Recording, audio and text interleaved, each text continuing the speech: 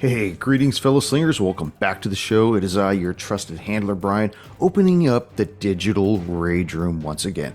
As always, before we get started, gotta do a little business first. Got some shout outs to our newest YouTube subscribers, Randy Andrews and Kahan Tahepa. I'm sure I butchered that last name, meaning I butchered the first and last name of the name I said last.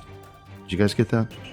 Anyways, remember, if you'd like for me to give you a shout out, then head on over to our YouTube channel at WorldHard20 and click that subscribe button. It really is that easy. Guys, I want to get so many subscribers over there that it takes up the entire intro with me announcing your names. So if you want to hear your name, do it. Go on. Anyways, this particular episode, which I'm calling the Epilogues, is a little shorter than the normal episode, but I think it serves its purpose. What purpose does it serve? Well, I'm glad you asked. For a while now, every time we see an agent in a scenario, they hit the ground running, tackle the case, and call TOD, time of death. It's very rare we get a glimpse into their personal lives, and it wasn't until recently that agents Adesso and Kimura were unable to return home. But that remained intangible to us. Why? Well, because as listeners, we really knew very little about them. But now, the way has been made for them to return, and we get a glimpse into their personal lives. Maybe even a small peek at their kink. Because we all know, everyone has a kink. Remember, if you're liking the show, leave us that 5-star rating and review on whatever app you listen to the show on. And please, for crying out loud, tell a friend about the show. I mean, word of mouth, spreading like fire across Southern California. Probably a bad joke. I used to live there in Southern California. I don't live there anymore. Don't forget about the Patreon page at patreon.com/rollhard20 podcast. Please, like I said, this is a single venture out here where basically I'm putting everything out for this show right now, and could use a little bit of cheddar. Just a little cheddar. So head on over there, please. And last but not least, let's warm up our dice and top off our glass as Roll the Hard 20 podcast presents Under a Pale Moon, Episode 7, The Epilogues.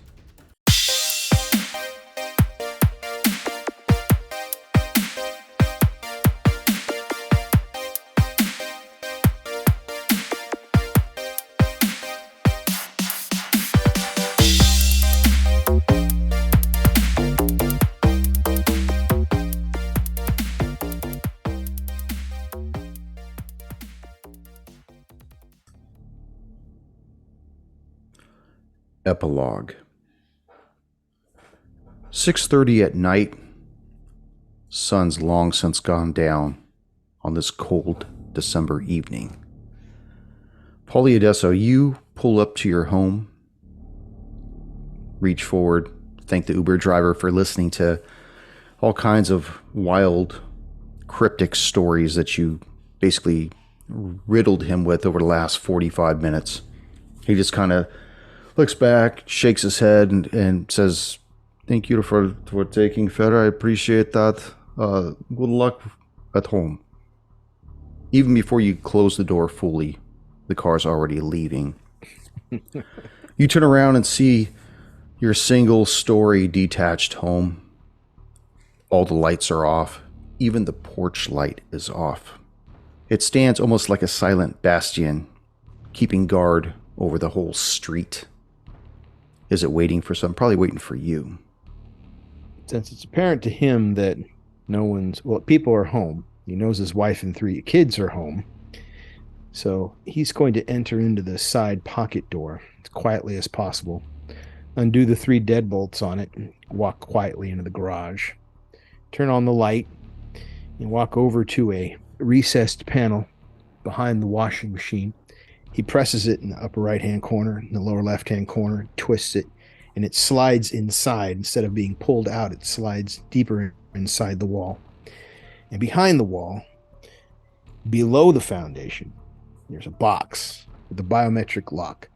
He puts his finger on it, lets it beep, unlocks the box, and opens it. Inside the box, You see an unusually heavy sphere with glyphs and markings that had once been housed within a 5 by 5 by 5 inch lead box, courtesy of Clyde Bowman's cabin.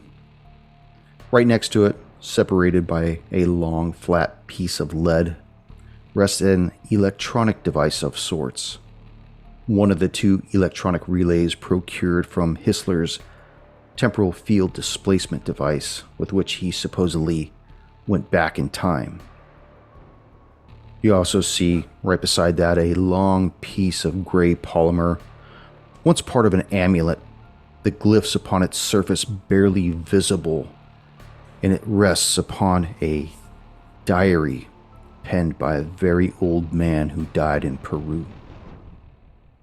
Polly, as you reach into the folds of your pea coat, you pull out a small Ziploc baggie. You see the 4 carnivorous incisors contained within. Teeth from 2 werewolves, memories of a night under a pale moon. As you look from left to right, making sure you're still by yourself, you slowly lower them down into the box, right next to a glass beaker that holds a chip of obsidian floating in a solution of unknown composition. The remnants from an obelisk that was found sequestered in a storage unit in Chicago. Memories of doing something unthinkable. Feeling around in the box, your hands cup and crest 2 cassette tapes. You bring them up, seeing the filmy white of the plastic cases, and you look on them as they say Montgomery Green, Volume 1, Montgomery Green, Volume 7. With a wry smile on your face, you place them back in the box, on top of a copy of a book with a cracked spine and many dog-eared pages. Its title, How to Decipher Aklo. As you close the box, you begin to pull the paneling back up, turning it left, right, seating it right back where it was at, slowly pushing the washing machine back into its original position. Stand up, kind of lean against it, take a breath, thinking about this deed that you've accomplished again. Polly, what reason do you give yourself for the retention of such unusual paraphernalia and hiding them? It's a tether to the reality that is. Since there are things that press into our reality from beyond, things that are unnatural and would do us harm, some things that would play tricks with your mind, make you believe that things aren't true that actually are, or make you see things that aren't there. This is the tangible tether to the reality. These events did happen. They're not a product of delusion. They're not a product of manipulation. They're not a false memory or even schizophrenia or the onset of some other mental disease. These happened. It did happen. It's true. And that's how a physical, tangible piece of what went on will remind him he's not insane, that he's not sick. These things did happen. The sacrifice of the time and the damage to the relationship with his mother and father, and even some of the relationship with his brother and his wife, are worth it. He's doing good work. After a few moments, you hear footsteps coming down the hallway. You see Sana with her long hair looking left and right. She looks into the laundry room and she notices you standing there alone. And ironically, you see her standing alone as well. And then you notice something else, that you don't hear anything else in the house. And she looks at you and she says, Polly, I've asked Joaquin to stay over at a friend's house this evening. And my mother came and got Jonas and Vala. They'll be staying over at their house for the weekend, and I think we need to talk. You've been gone for almost 6 months, and were it not for a man who said it was a friend of yours, somebody named Heisenberg, I don't even know if I would have known if you had left me, or if you were dead, or if you were in some other country. I don't know. I was just only to have his word to tell me that you were doing work for the government. You were doing what you do for the government, which I am still in the dark over. But Polly, I can't live like this anymore. The kids deserve better. We deserve you here. Well, there's things we're going to have to discuss. Missed you a lot. It's been a long time. You can't live like this. Let's talk about what we can live with. What I do is very important, and it's things that I can't talk with you about. It's not my purview, my place to discuss. I'm bound by my oath. I'm bound by my word. And there's a lot of things that don't make sense if I just simply were to tell you what I was doing. There's got to be a bigger concept and a bigger picture for you to truly understand, and I just can't give you that information. But no, I love you, and I love the kids, and I'm doing this for them. Damn it, Polly, I can't do this alone. I can't raise our children alone. That's not what it's about. And as she's going into this, you feel the flip phone in your pocket begin to vibrate. Oh, great. Until next time. Until next time. Epilogue. The sun is going down on one of the final days of December. The fog hangs thick along the California Bay Area as a train horn sounds off in the distance. Two men, both of Asian descent, walk amongst the closed-up warehouses that pepper the loading docks, the smell of wet asphalt hanging thick in the area from a recent drizzle. As they continue to walk, the pedestrian traffic, which was sparse to begin with, tapers off to nothing, and before long the two men stand in front of a burned-out, long boarded-up warehouse. Each, where are we going? We are going home, my friend. You said that we are going to meet an acquaintance of yours? Yes, an old friend of the family, as I like to call it now. I will rely on your lead, my friend. You see that one of the long boarded up doors to the warehouse has recently been breached, and it hangs slightly ajar. It looks like we'll have to get this fixed. I'm away for a few years and things just fall apart. We know each, before we go into the building, I want you to know that I put my life in your hands. What your friend said when we were back in the Wasatch Mountains had me concerned. So when we walk through this door together, I will be vulnerable. You have nothing to worry about here. This is the area my old family once ran, I guess. That's long ago now, but we're meeting a friend today, don't worry. You have nothing to fear. Lead on.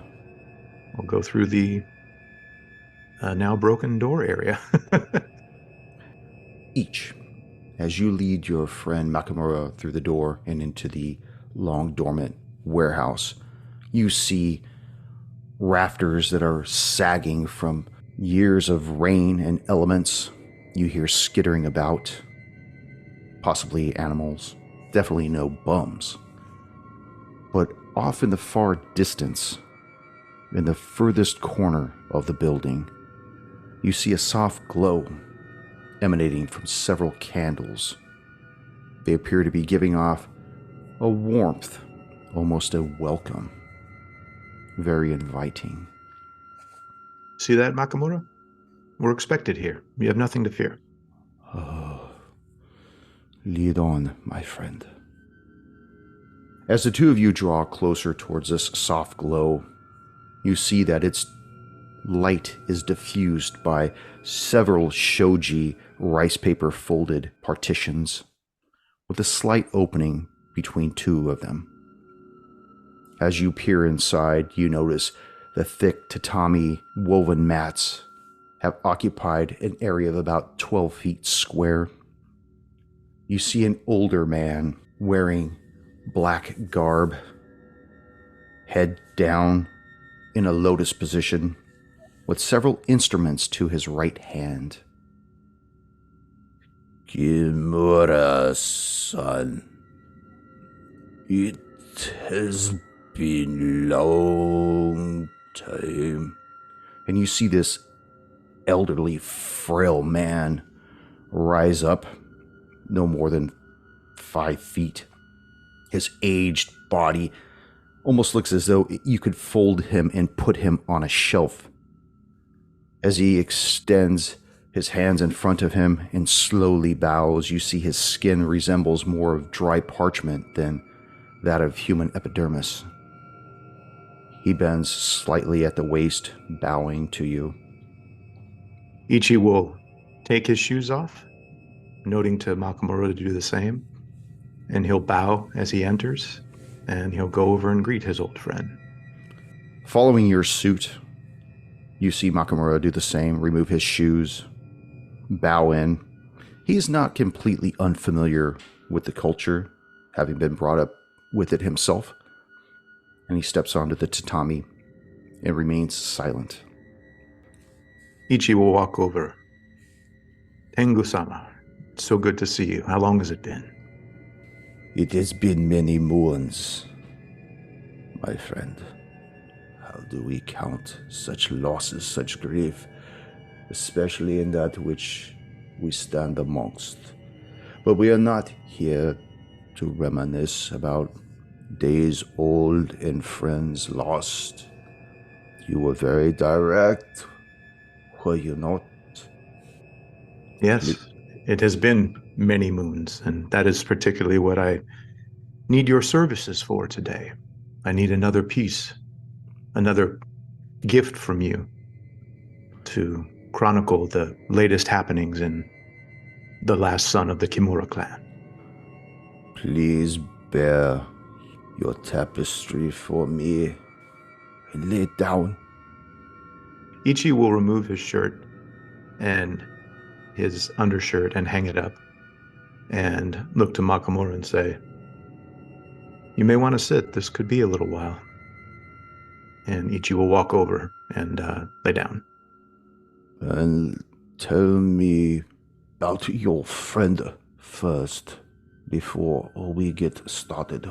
Is he merely an observer of the family business, or is he here to become part of the business? He's a friend here to observe currently. I have not spoken to Makamura about any family business. Makamura sits down and assumes a meditative posture with his legs folded in front of him and remains quiet as you once again display this artwork upon your skin, an homage to all the stuff that you've encountered prior to your time with the agency, and also as a reminder of those deeds you've done while with the agency. Oh, you've given me very specific instructions as to what you want me to put on you? Yes. And I'll show him the spot on my stomach area that's free of any other markings, but bearing some scars. This area looks very tender, like it had been recently damaged. How long ago were these scars made here? Believe it or not, Tengu-san, the wounds are barely a week old, yet they've nearly healed. No, Nani. Please roll over and give me your side, Kimura-san. Display for me your blank canvas. Ichi will move so his side is showing and proceed to tell Tengu-sama, I'm looking for an okami, and behind him, a large pale moon. Okami. Oh. Do you have a particular stance you would like this wolf in? Yes, this wolf will be not on all fours, but standing on two. He looks at you, his eyes, lids long covering his eyeballs, actually raise up slightly. I will do what you ask, Kimoto-san. You see Tengu-san reach down to his tools and brings up his nomi, the bamboo tool used for centuries upon the skin of those deemed worthy. And although this old man is in his 80s, his steel eyes and steady hand do not betray him as he begins moving this thing rapidly beneath the epidermis, pulsating as he begins to administer the irozumi. You start to feel the heat of the ink as the image begins to take shape beneath your skin. As this thing continues to pulsate. And then there's a brief pause, and you hear, Nani? Kimura-san, where have you been? What is this? Do you play with me? What are you having me do? You see him push away from you and actually rise up off the tatami. Even Makamura, his eyes go wide as he stands up, and both men make a sanity check. Tengu-san fails. Oh no. As does Makamura. Both men are appalled by what they see. As you roll over and sit up on your haunches, you look down and see that the ink that Tengu-san had just applied, trying his best to cover this damaged side of your skin, is slowly being absorbed by your body. Whatever ink he had deposited beneath your epidermis is no longer there. I thought just as much would happen, Tengu-san. I'm sorry for shocking you. As I said, less than a week ago, my side was nearly ripped open, and now it's nearly healed. I had hoped this ink would be able to stop it. This generation-long tradition we have done would be able to overcome this new curse. There's nothing I can do for you, Kimura-san. Kneel before me. Now! You see Makamura stand up, almost ready to jump to your aid. Ichi holds his hand out to Makamura. And that is enough to stay him where he's at. Kneel before me, Kimura-san. Ichi will assume I believe it's called the Seizan position. Kneel before him and he will bow and keep his head down. You see Tengu-san pull out a short wakizashi, and he lays it right next to your right ear. It says, you reach up and take the sword. You will now be known by your Heitai name, Oni-san. Ichi will raise up and pick up the sword and hold it with both hands, bowing to Tengu-san. And then he will take the sword and place it by his right side and bow again. You know what the purpose of the wakizashi is? I do. Tell your friend in case your hand ever falters. Makamura-san, do you understand? I don't understand what he is talking about, Ichi. What is the purpose of this sword? Makamura-san, this means this is the keeper of my honor. In this new situation I have, Ichi rubs his side that's free of any ink and barely of any scars.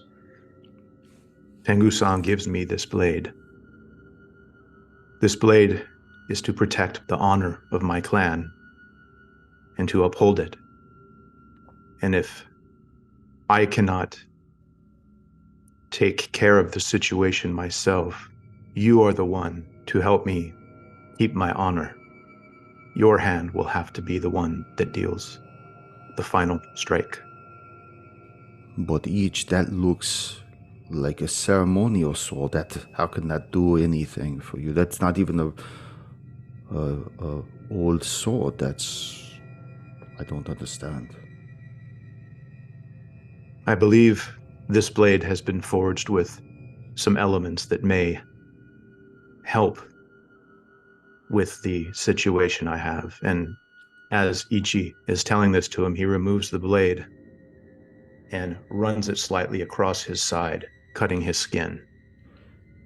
As you see the blood begin to pool around the tip of the blade and actually start to run down your flank, everyone in the room, you, Tengu-san, Makamura, are amazed at how the wound itself refuses to close. The blood itself refuses to coagulate. I understand now, Ichi. You can count on me. Epilogue. Date: December 31st, 2021. Special Agent Handler, codename Heisenberg.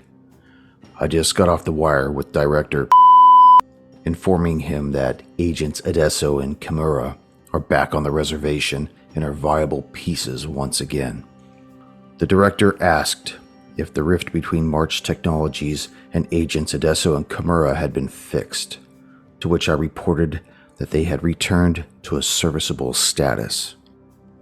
I also informed him that another individual had been bumped up from friendly status to active on the action roster. He didn't ask for Kimura's name, and I didn't give it. The Director likes to have many layers between him and culpability. There was a pause in our conversation when the dialogue shifted into an unusual line of inquiry. I was asked by the Director about the status of the other agents. When I informed him that their tenure was solid, he corrected me, even going so far as to say that neither he nor I have a solid tenure. That kind of revelation leaves one cold inside, and that's why I'm recording this report, should anything happen to me. I can't help but wonder who dropped Adesso, Kimura, and me into the meat grinder. It would have had to be someone with enough pull to make it happen, especially during a night at the opera. It's expected that agents might get waxed during a scenario. Hell, that comes with being on a case. But to send agents into the field knowing they will die, that's something we don't do. That's something directors don't do. Those orders come from high up, much higher than my own ceiling. I'm going to hide this recording alongside the others when I'm done. I like to think of it as insurance. Better to have it and not need it, rather than need it and not have it. As a side, I think I'm going to have a conversation with Lieutenant Gilberto Smith. Yeah, Gilberto and we go way back, long before he worked for Rebecca Thornhill on her Coral Nomad team. I gotta satisfy a curiosity of mine, and I want to see if he can settle this uneasy feeling that we may be slotted in the future for being the next mission.